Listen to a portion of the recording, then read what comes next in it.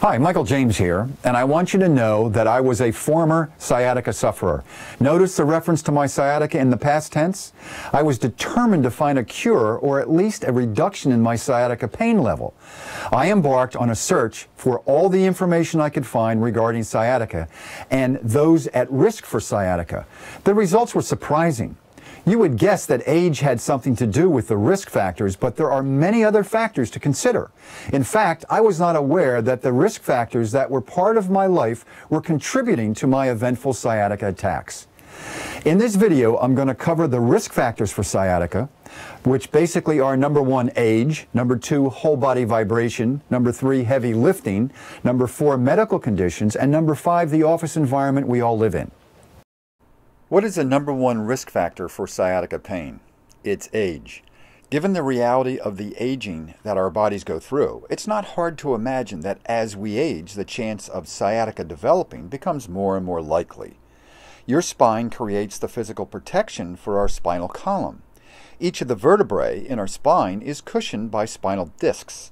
The more physical activity each of us is exposed to, the better the chance of damage to those cushioning discs that are critical to our flexibility.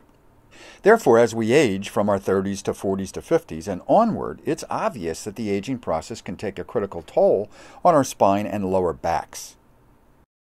In addition to age as a sciatica factor, there are several other factors that can cause sciatica in all of us. One of those factors is whole body vibration. If you drive a car, or more specifically a larger vehicle, you subject yourself to constant vibration, and this has a detrimental effect on the health of our spine and subsequently our sciatica pain level. The duration of that vibration increases the possibility of sciatica developing in most adults. Another risk factor is repetitive lifting and handling of heavy loads. The possibility of sciatica developing is increased depending on the distance that you have to carry those loads or if you are in an awkward position.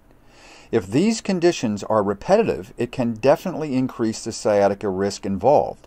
Back supports are not a good answer to the long-term health of your back. There are medical conditions that can create a greater risk for sciatica.